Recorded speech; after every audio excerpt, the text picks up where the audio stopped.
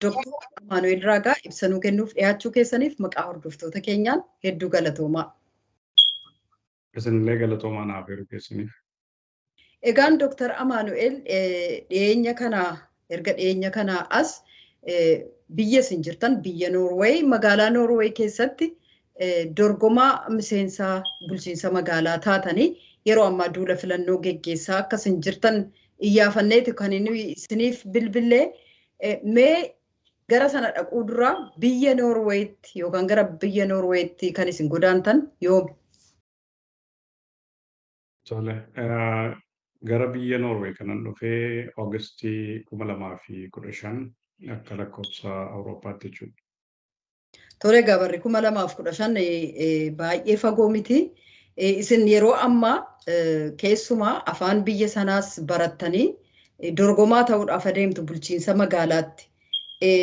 Afaan isaanii kana baratanii hojii mootummaa biyya sanaa keessa yookaan immoo bulchiinsa magaalaa biyya sanaatiif dorgomanii biyya sana tajaajiluuf isin hin rakkifne?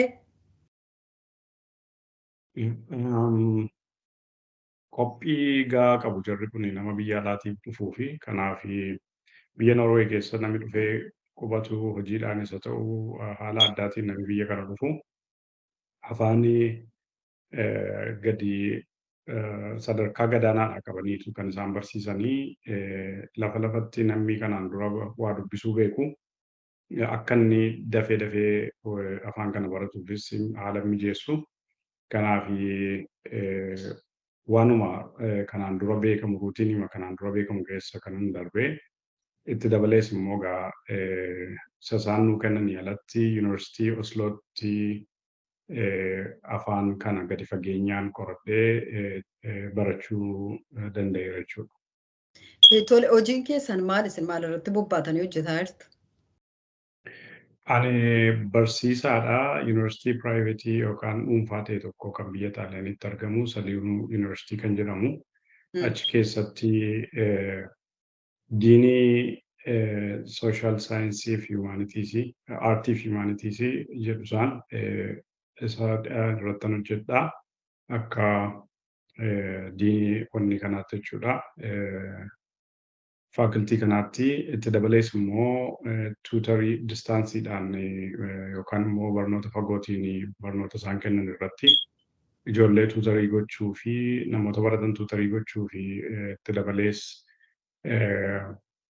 barreeffama qorannoo ittiin isaan eebbifaman irratti isaan gorsuu kanaan hojjedhu. Yeroo dhuunfaa kootti immoo manatti qorannoo mataa koos nan geggeessaa, kitaabota adda addaan barreessaa. Kanarra jira jechuudha.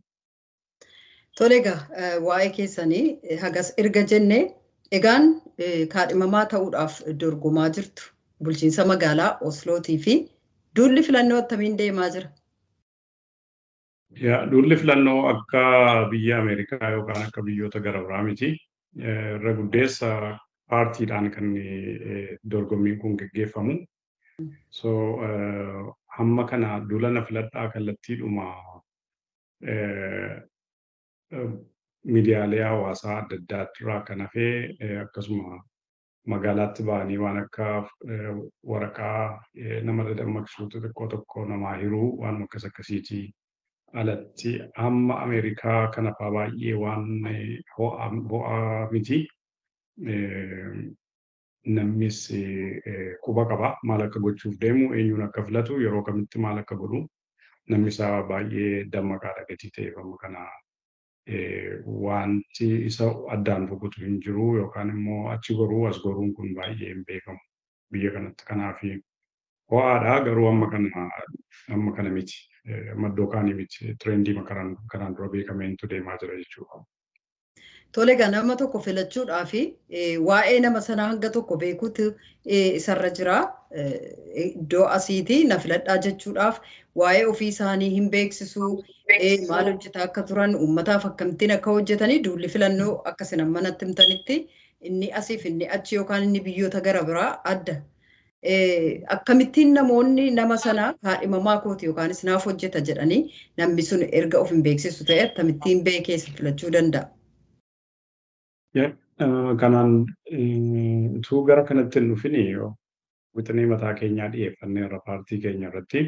Mm. Kanaaf jarri paartii maal irratti xiyyeeffata namichi kun yookaan immoo wanti inni dhimma kooti jedhee irratti hojjechuudhaaf qophaa'e isa kam kan jedhu qabxiilee 3-4 tokko fuudhanii uummatatti beeksisu. Fakkeenyaaf kan akka dhuunfaatti wanta irratti xiyyeeffadhu duudhaa paartii kanaa kan ta'e kanaan duras kan beekamu dhimma ijoolleetii fi akkasuma immoo duudhaa namoomaa human values warra jennu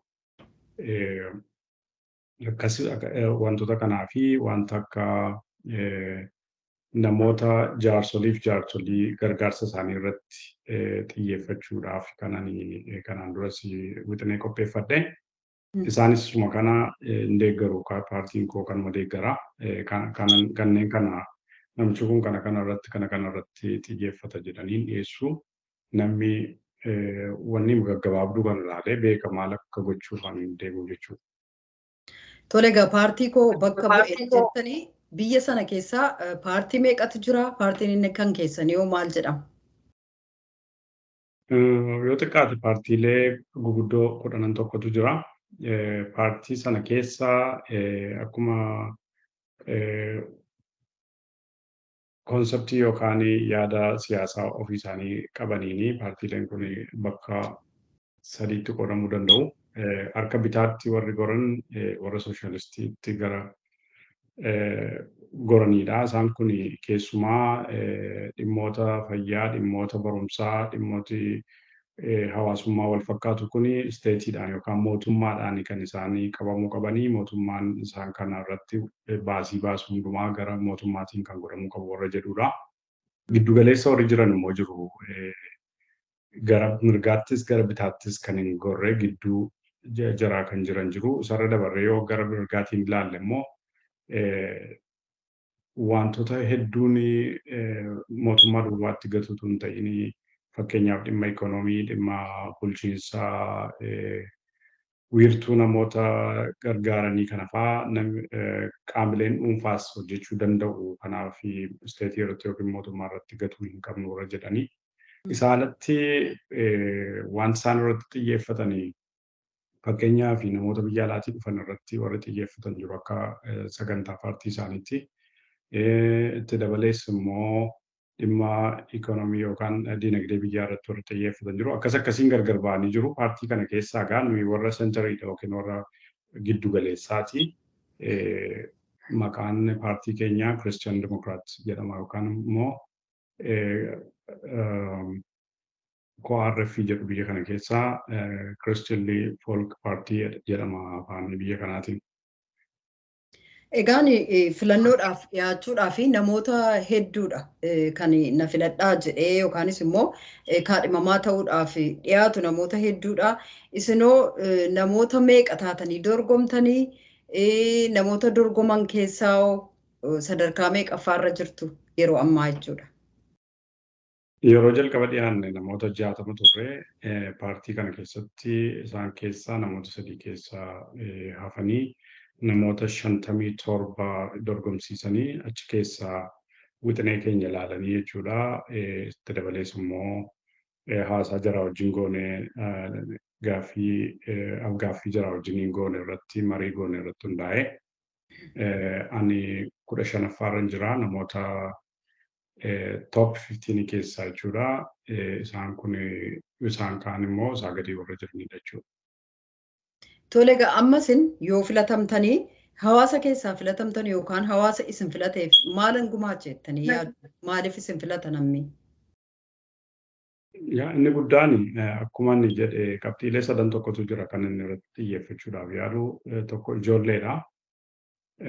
Ijoolleen mana barumsaa yeroo deemanii maal akka argachuu qabanii, maal akkamittiin kaarikulamii isaanii maal fakkaachuu akka qabu keessumaa ijoollee mana barumsaa jalqabduu irratti xiyyeeffadhe.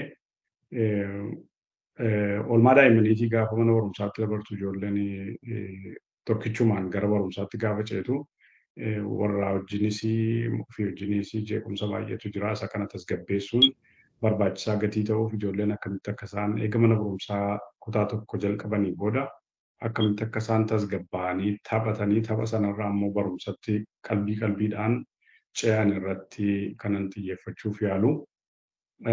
Isarraa kan hafe immoo duudhaa namoomaa kan jennu human values namni hundumtuu dhukkubsataas ta'ee fayyaas haa ta'uu rakkataa ta'ee qabeessa haa ta'uu namni hundumtuu mirga walqixxee akka qabu beekamaadha.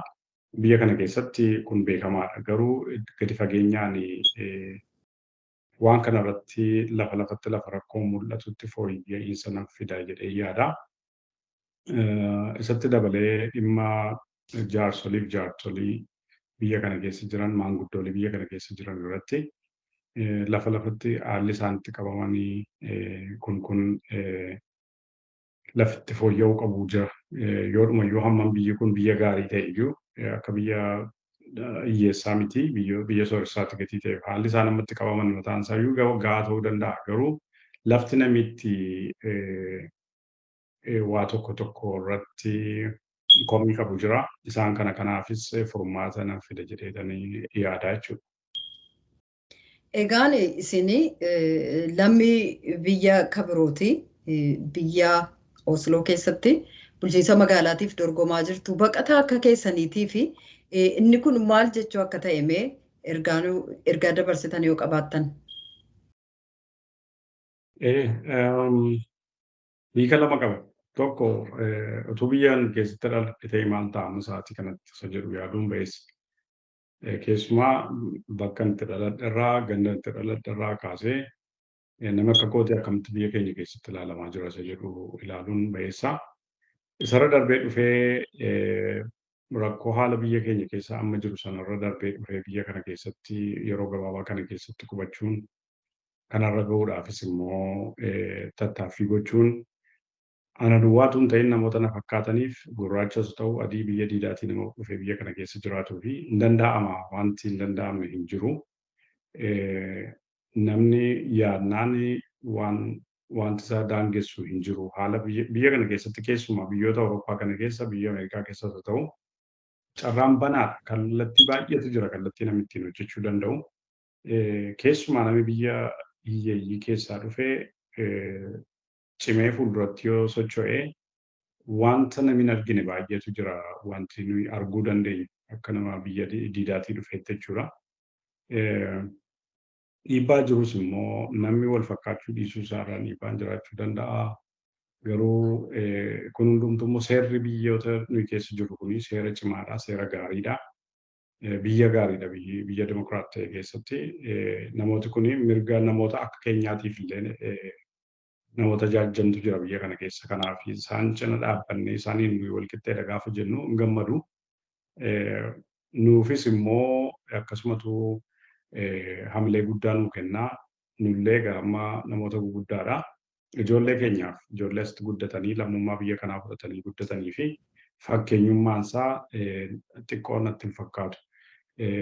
Hawaasa biyya keessa jiraannuutiif wal maknee wal fakkaannee haala siyaasa isaanii keessatti qooda fudhannee lafa isaanii duulanitti duullee lafa isaanii gammadanitti gammannee lafa isaan gaddanitti gaddinee biyya eeguu irratti biyya bulchuu irratti qooda fudhachuun biyya keenya jennee eega keessa jiraannee biyya keessa jirru sana kunuunsuun walii wajjin hojjechuutu nurraa eegama gatii ta'ee fi kun hiika gaarii qaba jedhee yaada namoota akka kootiitii fi ijoollee nu boodaan dhufan nurraa dhalatan nu fakkaataniif jechuudha. Egaan Dr. Amaanu'eel filannoo kun baatii fulbaanaa keessa kan inni xumuramu ba'iin filannoo sigaa naannoodhuma sana beeksifama jedheen yaada. Egaa itti milkaa'aa isiniin jennaa ibsanuu kennitaniif maqaa hordoftoota keenyaan hedduu galatoomaa. Isinillee hedduu galatoomaa na keessumsiisuu keessanii fi fayyaa qabaadhaa.